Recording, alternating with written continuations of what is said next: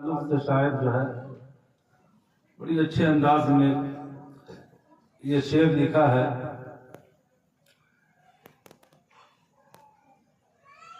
کہ میری نماز عشق ادا ہو تو اس طرح، میری نماز عشق ادا ہو تو اس طرح، سجدہ کروں تو سجدے میں اللہ دکھائی دے۔ سبحان اللہ۔ میری نماز عشق ادا ہو تو اس طرح، سجدہ کروں تو سجدے میں اللہ دکھائی دے۔ لیکن ہماری حالت کیا ہے؟ ابھی تکبیر تحریمہ باندھتے نہیں ہیں کہ کھیت نظر آتا ہے، باغات میں ہم اور آپ پانی لگاتے ہوئے دکھتے ہیں، کبھی بازار کی گلیوں میں گھومتے ہوئے نظر آتے ہیں، کبھی ہم مال اور پارکوں کا جو ہے نظارہ کرتے ہوئے نظر آتے ہیں۔ آج ہماری نماز کی یہ حالت ہے۔ یہی وجہ ہے کہ آج ہمیں نماز سے کچھ حاصل نہیں ہو رہا، ورنہ اللہ کی قسم نماز تو وہ ہے کہ اللہ رب العزت نے قرآن مقدس میں کوئی ایسی آیہ کریمہ قرآن پاک میں آپ کو نہیں ملے گی جو انسان کے اندرونی قدرت کو، جو انسان کے اندرونی گندگی کو، جو انسان کے اندرونی خرابی کو ختم کر دے سوائے نماز کے۔ اس لیے کہ ظاہری گندگی کو دھلنے کے لیے رب قدیر نے پانی عطا فرمایا، نہ جانے کیسے کیسے صابن اور سرف اور سوڈے ہمیں عطا فرمائے کہ ہم ظاہری گندگی کو دھل سکتے ہیں، ظاہری ناپاکی کو ہم ختم کر سکتے ہیں۔ لیکن رہی جو اندرونی ناپاکی ہے وہ کیسے ختم کی جائے؟ وہ نہ جو ہے پانی سے ختم کی جا سکتی ہے، نہ کسی شیمپو کے ذریعے سے اسے دھولا جا سکتا ہے، نہ کسی کیمیکل کے ذریعے سے اسے ختم کیا جا سکتا ہے۔ تو آخر دیکھا جائے کہ آخر کچھ تو ایسی چیز ہے جو اندرونی نجاست کو بھی ختم کر دے۔ تو اس کو معلوم کرنے کے لیے ہمیں ادھر ادھر کسی در پہ بھٹکنے کی ضرورت نہیں ہے، اس لیے کہ اللہ نے ہمیں وہ بے مثال و لاجواب اور ایسی لاریب کتاب عطا فرمائی ہے جس میں خود رب قدیر فرماتا ہے تبیانا لکل شیء، کہ وہ کتاب میں تمہیں بندو عطا کر رہا ہوں جس میں تمام چیزوں کا بیان ہے۔ اس لیے بغیر ادھر ادھر جائے آؤ قرآن سے پوچھتے ہیں، اے قرآن بتا تو صحیح ظاہری ناپاکی کو، ظاہری نجاست کو، ظاہری گندگی کو دھلنے کے لیے اللہ نے بہت ساری چیزیں عطا فرمائی ہے، لیکن اے قرآن وہ کون سی چیز ہے جس کے ذریعے سے ہم اپنی دل کی قدرت کو ختم کریں، ہم اپنی اندرونی نجاست کو دھل ڈالیں، ہم اپنے اندرونی تمام طرح کی جو ہے ناپاکیوں کو ختم کر دیں؟ کیا کوئی ایسا پانی ہے؟ کیا کوئی ایسا صابن ہے؟ اور قرآن سے پوچھتے ہیں تو جب ہم قرآن کے پاس جاتے ہیں تو قرآن جواب دیتا ہے ہاں ہاں میں ہی وہ کتاب ہوں جس میں تمہیں سب کچھ ملنے والا ہے۔ آج جب تو سوال کر رہا ہے کہ اندرونی نجاست کیسے ختم کی جائے، اندرونی گندگی کیسے ختم کی جائے، تو دنیا کا کوئی پانی جو ہے اندرونی نجاست کو دور نہیں کر سکتا۔ اگر تو پاک و صاف ہونا چاہتا ہے تو قرآن فرماتا ہے ان الصلاۃ تنہی عن الفحشاء والمنکر۔ ہاں نماز ایک ایسی مقدس شے ہے جو صرف ظاہری گندگی کو نہیں، نماز تو وہ مقدس شے ہے جو انسان کے اندرونی ناپاکی کو بھی دور کروا دیتا ہے۔ بے شک بے شک، سبحان اللہ سبحان اللہ۔ آپ دیکھیں تو صحیح، ان الصلاۃ تنہی عن الفحشاء والمنکر، یہ نماز ہے جس میں اللہ نے تمام خوبیوں کو جمع فرما دیا ہے۔ ہمارے بہار میں ایک مائے ناز ولی کامل ہے جنہیں دنیا حضرت مخدوم شرفا بہاری کے نام سے جانتی ہے۔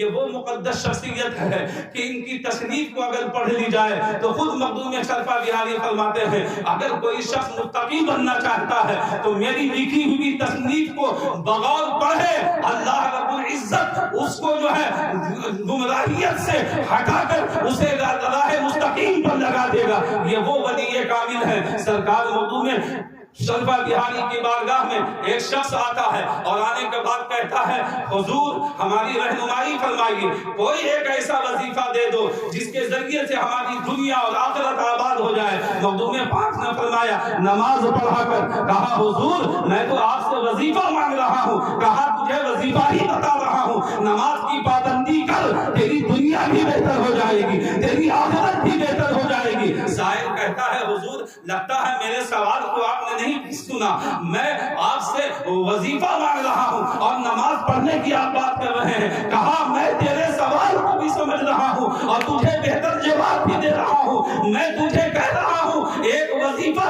میں دے رہا ہوں کہ نماز کی پابندی کیا کر، اس لیے کہ نماز ایک ایسی مقدس شے ہے اور نماز ایک ایسا وظیفہ ہے کہ اگر میں تجھے کوئی ایک دوسرا وظیفہ دوں اور کہوں تو الحمدللہ پڑھا کر تو تو سبحان اللہ سے محروم رہ جائے گا، اگر میں کہوں تو سبحان اللہ پڑھا کر تو تو الحمدللہ سے محروم رہ جائے گا، اور اگر میں کہوں تو اللہ اکبر کا ذکر کیا کر تو تو دوسرے اوزاد و وظائف سے محروم رہ جائے گا۔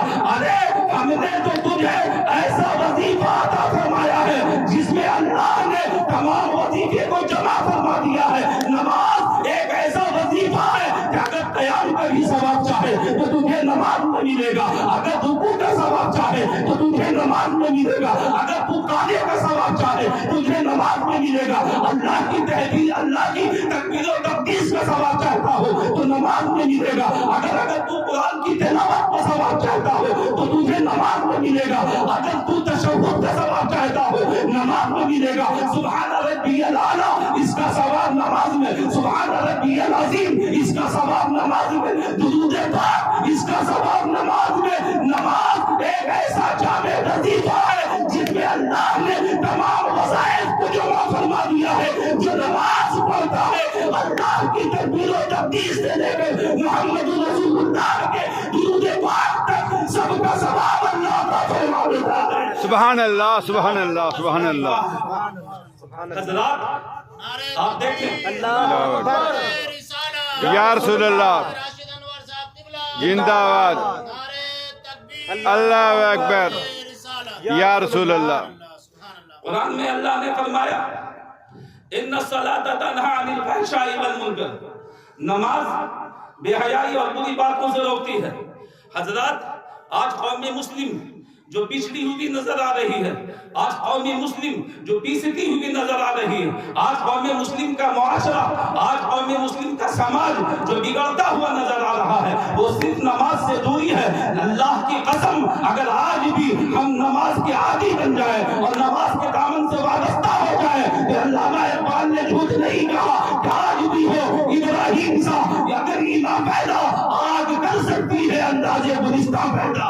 آج بھی اگر ہم نماز سے جڑ جاتے ہیں تو اللہ کی قسم ہمارا سماج بھی سمجھتا ہوا نظر آئے گا، ہمارا معاشرہ بھی سمجھتا ہوا نظر آئے گا، ہمارے گھر کے حالات بھی سمجھتے ہوئے نظر آئیں گے، اس لیے کہ یہ ہمارے باپ نے نہیں رسول پاک نے فرمایا ہے چہرے پر نور چاہتا ہے نماز کی پابندی کر، گھر میں روزی چاہتا ہے نماز کی پابندی کر، صحت و تندرستی چاہتا ہے نماز کی پابندی کر، تو دین و دنیا کی خوبی چاہتا ہے نماز کی پابندی کر، جو خوبی تجھے چاہیے نماز سے جڑ جاؤ، اللہ تجھے دین و دنیا دونوں میں شادمانی عطا فرمائے گا۔ نماز تو وہ جامع وظیفہ ہے دوستو جو چاہو اس سے تم حاصل کرو۔ یہی وجہ ہے کہ اللہ کے رسول صلی اللہ علیہ وسلم نے آخری دم تک کل 17 نمازیں ایسی آتی ہیں جس میں اللہ کے رسول نے امامت نہیں فرمائی۔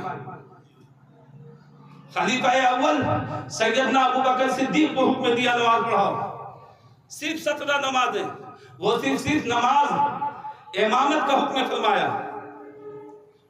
اور اگر تلاش کرو کہ اسلام میں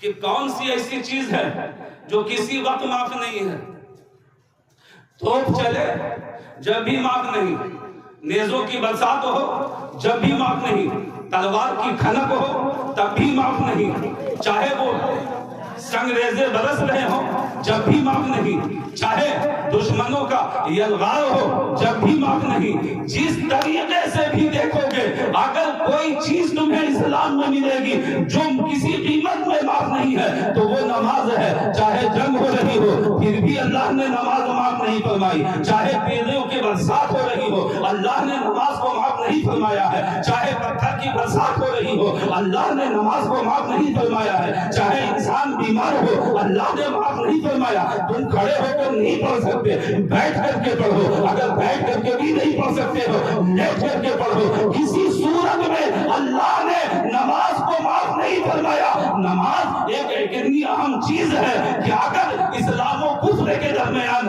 اگر تمہیں پتہ چلانا ہو کہ کون مسلمان ہے کون کافر ہے تو یہ دیکھو صحابہ کرام کا طریقہ کار تھا, تابعین کا یہ طریقہ کار تھا کہ ان کے زمانے میں جو لوگ نماز کی پابندی کیا کرتے تھے لوگ انہیں مسلمان کہا کرتے تھے, اور جو نماز کا تاریخ ہوا کرتا تھا لوگ اسے جو ہے کافر سمجھا کرتے تھے اور اسے کافر گمان کیا کرتے تھے. حضرات آپ دیکھیں, اور یہ میں اپنی طرف سے نہیں بول رہا ہوں, اللہ کے رسول صلی اللہ علیہ وسلم کے ارشاد ہے, سرکار ارشاد فرماتے ہیں من ترک الصلاۃ متعمدا فقد کفر. میں بڑی توجہ کے ساتھ علماء کی توجہ چاہوں گا, سرکار پاک کی حدیث ہے, کیا فرماتے ہیں اللہ کے رسول, من ترک الصلاۃ متعمدا فقد کفر. غور سے سننا نوجوانوں اور ذہنوں میں بسانا. اور اللہ کے رسول وہ ہے کہ قرآن فرماتا ہے ان ہوا الا وحی یوحا, نبی وہی بولتے ہیں جو خدا کا حکم ہوتا ہے, اور نبی جو فرما دے وہ پتھر کی لکیر ہے. دنیا ادھر سے ادھر ہو سکتی ہے, نبی کا فرمان کبھی بدلا نہیں جا سکتا ہے. تو یہ ہم سب کے آقا کا فرمان ہے کہ من ترک الصلاۃ متعمدا فقد کفر. اللہ کے رسول فرماتے ہیں جس نے جان بوجھ کر نماز کو ترک کیا, اللہ کے رسول فرماتے ہیں فقد کفر, اس نے کفر کیا, اس نے کفر کیا. اور یہ قد ہے, یہ قد ہے, اور یہ وہ قد ہے جو ہمارے اور آپ کے برابر کا قد نہیں ہے, یہ رب کا فرمایا ہوا قد ہے. اب آپ سوچو اس قد کی کیا اہمیت ہے. فقد کفرا, اور قد جانتے ہو تحقیق کے لیے آتا ہے, کسی بات کو محقق کرنے کے لیے, کسی بات کو ثابت کرنے کے لیے. اللہ کے رسول نے قد کے بغیر نہیں فرمایا کہ من ترک الصلاۃ متعمدا کفر, بلکہ قد لگا دیا اور فرما دیا اسے ہلکے میں نہ لینا, اس لیے تو مصطفیٰ کا قول ہے. اور دوسرے قد کے ساتھ مصطفیٰ فرما رہے ہیں جس نے جان بوجھ کر نماز ترک کیا فقد کفر, تحقیق کہ وہ کافر ہو گیا. آپ اندازہ لگائیں. یہ اور بات ہے, محدثین کرام فرماتے ہیں کہ یہاں انکار مراد ہے, کوئی انکار کر دے تو وہ کافر ہوا. لیکن اگر صحیح حدیث پاک پر غور و فکر کیا جائے تو آپ اندازہ لگاؤ, اگر اس اعتبار سے دیکھا جائے تو کوئی مکمل مسلمان نظر آتا ہے. قرآن میں اللہ فرماتا ہے ادخلوا فی السلم کافہ, یا ایھا الذین آمنوا ادخلوا فی السلم کافہ, اے ایمان والو مکمل طریقے سے اسلام میں داخل ہو جاؤ, مکمل طریقے سے اسلام میں داخل ہو جاؤ. یہ اللہ کا کلام ہے. اللہ عالم الغیبی و شہادہ ہے, اللہ ہر ظاہر و باطن کا جاننے والا ہے. اللہ خوب جان رہا ہے کہ کچھ ہمارے بندے ہوں گے جو مکمل طریقے سے اسلام میں داخل نہیں ہوں گے. نام تو عبد الرحمن ہوگا لیکن وہ مکمل مسلمان نہیں ہوں گے. نام تو عبد السلام ہوگا لیکن وہ مکمل مسلمان نہیں ہوں گے. نام تو مسلمان والے ہوں گے لیکن وہ مکمل مسلمان نہ ہوں گے. اسی لیے قرآن کہتا ہے مکمل طریقے سے اسلام میں داخل ہو جاؤ. اگر تمہارا نام عبد الرحمن ہے, اگر تمہارا نام عبد السلام ہے, اگر تمہارا نام مسلمان والا ہے تو مکمل طریقے سے داخل ہو. اگر رمضان آئے تو 30 روزے رکھو. اللہ نے 5 دن گھر میں 5 وقت کی نمازوں کو فرض کیا ہے, 5 وقت کی نمازوں کی پابندی کرو. یہ ہے مکمل طریقے سے اسلام میں داخل ہونا. نماز چھوڑو اور مکمل والے اسلام ہو جاؤ, اور روزے کو ترک کرو اور مکمل والے اسلام ہو جاؤ. اسی لیے قرآن بھی جوڑ رہا ہے کہ اے ایمان والو وہ ایمان والے نہ بنو جو مکمل نہ ہو, مکمل بنو. جب نماز کا وقت ہو تو نماز کی پابندی کرو, اور جب روزہ فرض ہو جائے تم پر تو روزے کی بھی پابندی کرو, اور جتنے احکام الہیہ ہیں اس پر پابند ہو جاؤ. یہ ہے مکمل اسلام میں داخل ہونا. سبحان اللہ, سبحان آپ اللہ. دیکھو تو صحیح, آپ غور کیجئے. اچھا ایک بات اور بتائیے کہ اللہ کے رسول صلی اللہ علیہ وسلم کو دنیا میں اللہ نے کیا بنا کر کے بھیجا؟ نبی. اور ساتھ ساتھ نبی تو حضرت آدم کو بھی بنا کے بھیجا، حضرت نوح کو بھی بنا کر کے بھیجا، حضرت اسماعیل کو بھی بنا کر کے بھیجا، حضرت ابراہیم، موسیٰ، عیسیٰ کو بھی بنا کر کے بھیجا، تمام انبیاء کو نبی بنا کر کے بھیجا، لیکن ہمارے نبی کو اور کیا بنا کر کے بھیجا؟ قرآن سے پوچھو تو قرآن کہتا ہے وَمَا أَرْسَلْنَاكَ إِلَّا رَحْمَةً لِلْعَالَمِينَ، اے محبوب ہم تمہیں رحمت بنا کر کے بھیج رہے ہیں، بے شک رحمت بنا کر کے بھیج رہے ہیں۔ رحمت کا تقاضا کیا ہوتا ہے؟ رحمت کا تقاضا کیا ہوتا ہے؟ بد دعائیں دینا؟ رحمت کا تقاضا کیا ہوتا ہے؟ کسی کو قتل کرنا؟ رحمت کا تقاضا کیا ہوتا ہے؟ کسی کو بھوکا مارنا؟ رحمت کا تقاضا کیا ہوتا ہے؟ کسی کو پیاسا تڑپانا؟ اب رحمت بنا کر کے بھیجا ہے اللہ نے محمد رسول اللہ۔ یہی وجہ ہے دوستو، یہی وجہ ہے کہ اگر میرے مصطفیٰ کے راہ میں کسی نے کانٹے بچھائے تو اس رحمت للعالمین نے رحمت کا تقاضا پورا کیا۔ اگر میرے نبی کے جسم نورانی پر اگر گندگی ڈالا گیا ہے تو میرے مصطفیٰ کی رحمت نے رحمت کا تقاضا کیا، اور اللہ کے رسول نے کبھی بھی ہاتھ اٹھا کر کے ان کے لیے بد دعائیں نہ کی، بلکہ آئے بد دعا کروانے والے، اور بہت سارے جنہ بھی آئے تھے، جنات بھی، اور کہا یا رسول اللہ یہ طائف والے آپ کو پریشان کر رہے ہیں، آپ کو لہو لہان کر دیا ہے، آپ کو پتھر مار کر زخمی کر دیا ہے، یا رسول اللہ آپ صرف خالی حکم دے میں طائف کے پہاڑوں کو چاروں طرف سے ایسا ملا دوں کہ یہ قوم پیس کر کے تباہ و برباد ہو جائے۔ یہ کس سے کہہ رہے ہیں؟ وہ جنات رحمت للعالمین سے، لیکن واہ رحمت للعالمین کہہ رہے ہیں نہیں اس کی ضرورت نہیں ہے، یہ انجان ہے، یہ جانتے نہیں ہیں، یہ انہیں معلوم نہیں ہے، یہ سمجھ نہیں پا رہے ہیں، یہ پہچان نہیں پا رہے ہیں، میں جان رہا ہوں۔ ہاتھ کو اٹھایا اور وہ رحمت للعالمین جو لہو لہان ہے، جس کو زخمی کر دیا گیا ہے، جس کے راہوں میں کانٹے بچھائے جا رہے ہیں، جسے پتھر سے مارا جا رہا ہے، کہنے والے کبھی کبھی جادوگر کہہ رہے ہیں، کہنے والا کبھی کاہن کہہ رہا ہے، کہنے والا کبھی مجنون کہہ رہا ہے، کہنے والا کبھی پاگل کہہ رہا ہے، لیکن والے رحمت للعالمین ہاتھوں کو دعا کے لیے اٹھاتے ہیں اور کہتے ہیں اللہ یہ میری قوم ہے جو مجھے پہچان نہیں رہی ہے، مولا تو ہی توفیق عطا فرمانے والا ہے، انہیں ہدایت نصیب فرما دے۔ ایسا رحمت للعالمین، ایسا رحمت للعالمین۔ لیکن دوستو اس رحمت للعالمین کی رحمت بھی ایک جگہ جو ہے چھلک جاتی ہے، اور ایک جگہ ایک موقع ایسا ہے، غور سے سماعت فرمائیے گا، اگر آپ بیدار ہیں تو غور سے سماعت فرمائیے، اور بیدار نہیں ہے تو میں آپ سے کہوں گا کہ بیدار ہو جائیے۔ ایک ایسی بات آپ کے ذہن میں ڈالنے جا رہا ہوں، رحمت اسے کہتے ہی نہیں ہے جو بد دعا کرے، رحمت ہوتا ہی وہ جو ہمیشہ دعاؤں سے نوازے۔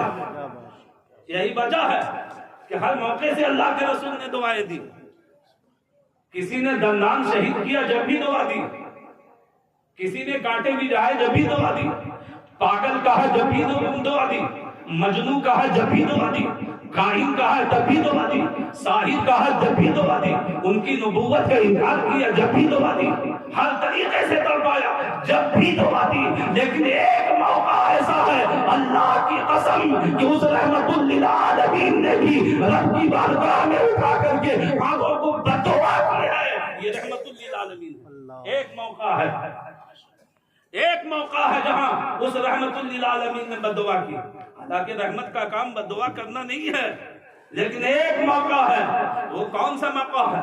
کیا پتھر مارے وہ موقع تھا؟ نہیں۔ کیا وہ کانٹے بچھائے وہ موقع تھا؟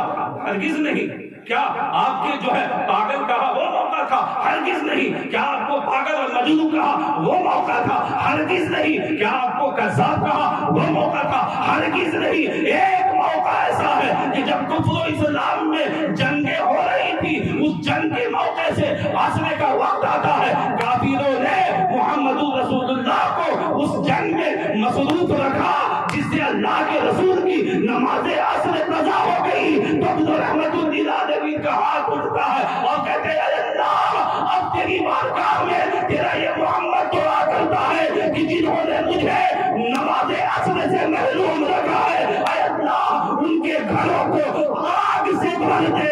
یہ محمد رسول اللہ آپ نے بد دعا کیا؟ اللہ اکبر کبھی سنا ہے آپ نے؟ کبھی غور کیا؟ یہ ایک موقع ہے، حالانکہ آپ سوچو، اندازہ لگاؤ نماز کی اہمیت کا، پورا جسم چھلنی ہو گیا یار، پھر بھی اللہ کے رسول دعا دے رہے ہیں۔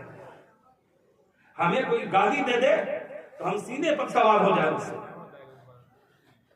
پورا جسم لہو لہان، 3 سال تک آپ کو قید کر دیا گیا، لیکن وعد رحمت للعالمین دعا، لیکن ایک موقع سے اور ایک وقت کی نماز، وہ نماز عصر کافروں نے مشغول کر دیا جنگ میں، تو وہی رحمت للعالمین جو ہمیشہ جن کے ہاتھ دعا کے لیے اٹھتے تھے، وہی ہاتھ اب بدعا کے لیے اٹھ رہا۔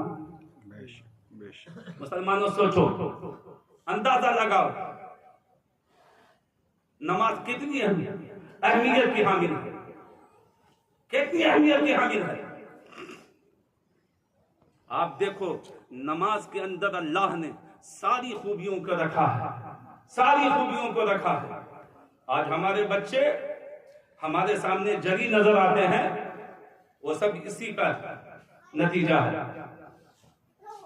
آج ہماری اولادیں، ہماری بیٹیاں، ہمارے بیٹے، ہماری بیویاں، آج جو ہمارے زیر تحت نہیں ہے، اس کی وجہ یہی ہے۔ آپ نماز کی پابندی کر کر کے دیکھو، نماز کی پابندی کرو۔ نماز تو وہ ہے کہ جب انسان نماز نے، اچھا صاحب غور کیجئے، بد دعائیں تو اور بھی تھی نا، بد دعائیں تو اور بھی تھی۔ اگر کافروں نے عصر کی نماز جنگ میں مصروف کر کے قضا کروا دی تھی، یہ دعا کی، یہ بد دعا کیوں کی اللہ کے رسول؟ اللہ ان کے گھر کو آگ سے بھر دے، آگ سے بھر دے۔ کہہ دیتے اللہ 2 وقت بھوکا رکھ دے، کہہ دیتے اللہ ایک دن اس کو مکمل پانی نہ دے، اے اللہ ان کی روزی چھین لے۔ کوئی اور بد دعا نہیں، بد دعا بھی کیا، ان کے گھر کو آگ سے بھر دے۔ کتنی خطرناک ہے صاحب، کیوں؟ کبھی آپ غور کیا؟ اگر غور کرو گے تو سمجھ میں آئے گا۔ یعنی محمد رسول اللہ صلی اللہ علیہ وسلم قیامت تک آنے والی نسلوں کو یہ پیغام دے رہے ہیں کہ سنو، نماز کے تاریخ کے لیے صرف کھانے پر پابندی نہیں ہے، صرف پینے پر پابندی نہیں ہے، وہ اور کسی سزا کے لائق نہیں۔ نماز کا جو تاریخ ہوتا ہے وہ آگ کا معتمد ہوتا ہے، اور آگ کہیں اور نہیں جہنم میں ہوا کرتی ہے۔ یعنی جو نماز کا تاریخ ہوتا ہے وہ جہنمی ہوا کرتا ہے۔ یہ مصطفیٰ فرما رہے ہیں۔ کبھی غور کرو یار، ہم تو صرف سیدھا سیدھی پڑھتے ہیں، پڑھتے ہیں۔ آج دیکھیے، آج کا پرفتن دور دیکھیے، بڑا تڑپیں گے۔ ایک جگہ مسجد شہید ہو جائے تو ایسے لگے گا کہ جو ہے اس وقت کی طرح مسلمان کبھی تھے ہی نہیں۔ وہاں شہید کر دیا مسجد کو، وہ کر دیا، ایسا ہو گیا، وہاں ڈھا دیا گیا، ہم تو جان دے دیں گے، ہم تو گردن کٹا دیں گے۔ اللہ کے لیے گردن مت کٹائیے۔ ہاں میں ذمہ دار اسٹیج سے کہتا ہوں، آپ اتنی تڑپ میں یہ جملہ مت بولیے ہم گردن کٹا دیں گے، ہماری مسجد کو شہید کر دیا گیا۔ بس اس فقیر کا یہ پیغام اس میں گردن کٹائیے نہیں، بس اللہ کے لیے اسی مسجد میں گردن جھکا دیجیے، یہی کافی ہے۔ سبحان اللہ، سبحان اللہ، سبحان اللہ، یہی کافی ہے۔ اور یہی کمی ہے آج ہماری مساجدیں شہید ہو رہی ہیں، یہی وجہ ہے آج ہمارے مدارس کو ڈھایا جا رہا ہے کہ ہم صرف زبان سے نعرہ لگاتے ہیں، مسجدیں ویران پڑی ہیں، اور جب ڈھائے جائے تو گردن کٹا دیں گے۔ ارے یار کبھی جھکانا تو سیکھو، ابھی تو جھکانا آیا ہی نہیں، کٹانے چلے۔ سمجھئے وہ ڈھائی اسی لیے رہی ہے کہ ہم نے گردن جھکایا نہیں۔ اگر ہم گردن جھکاتے رہتے نا تو وہ کبھی ڈھائی نہیں جاتی، گردن کٹانے کی ضرورت ہی نہیں ہے۔ دیکھو تاریخ ہم کو دکھلا دو ایسی کوئی کہ جب تک مسلمان مسجد میں گردن جھکاتے رہے ہو، کوئی مسجد شہید کی گئی ہو، فقیر کا چیلنج ہے، کوئی ایک تاریخ دکھلا دو مجھے کہ جب تک قوم مسلم نے اپنے سروں کو مسجد میں جھکایا ہو اور وہ مسجد شہید کر دی گئی ہو،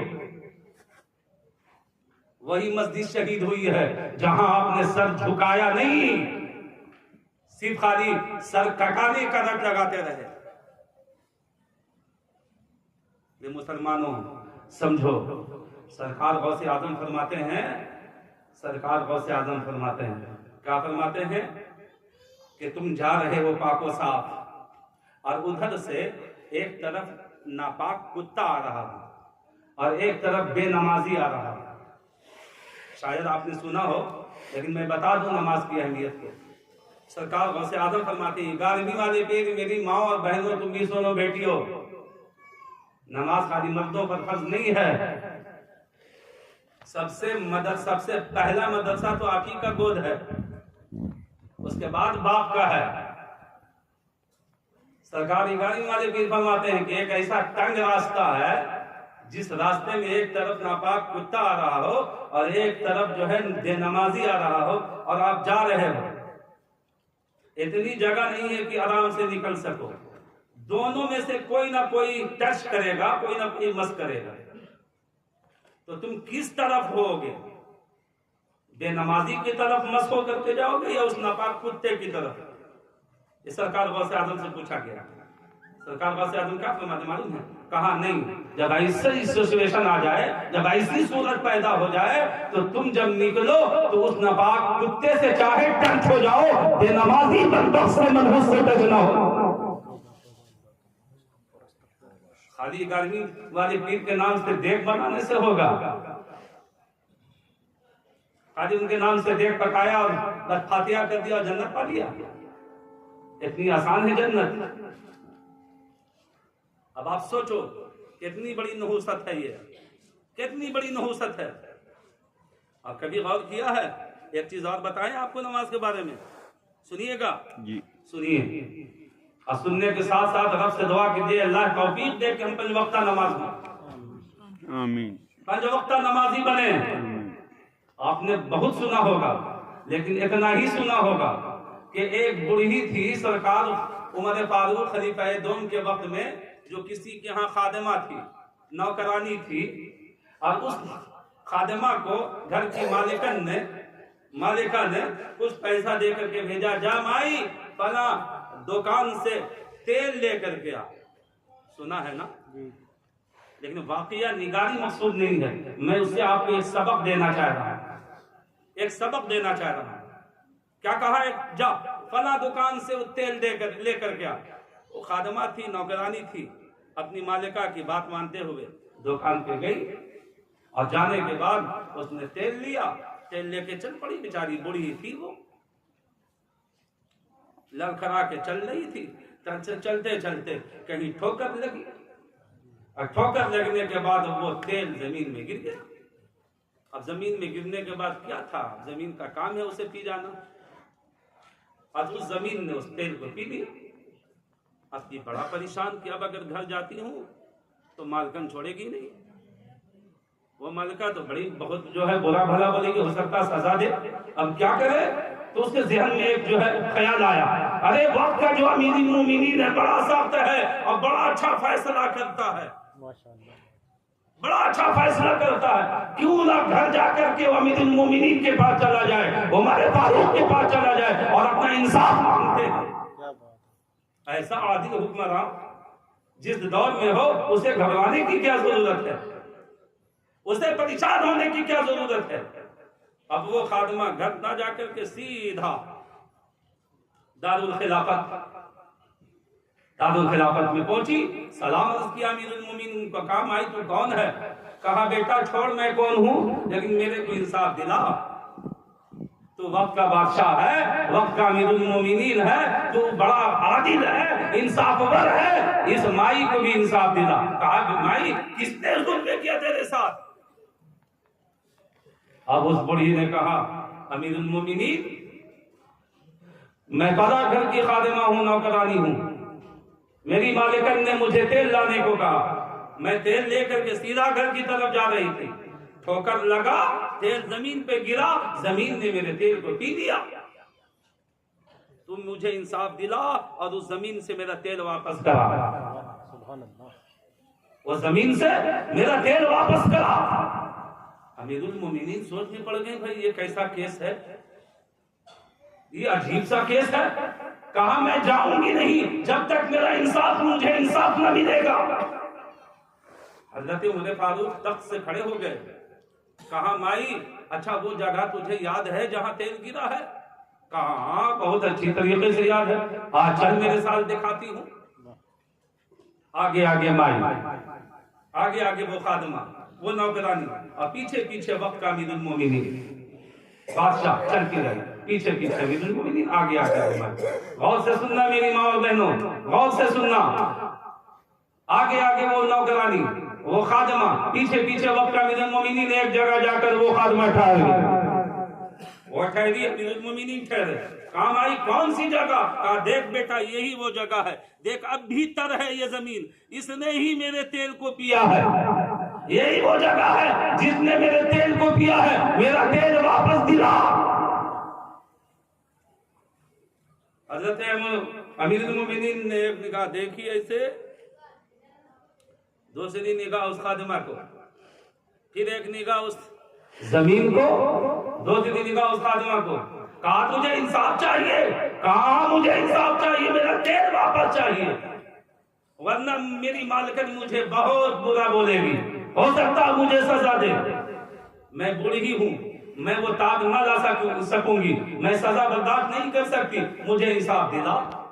اب سننا وقت کے امیر المومنین کو، سننا وقت کے امیر المومنین کو کیا کہا؟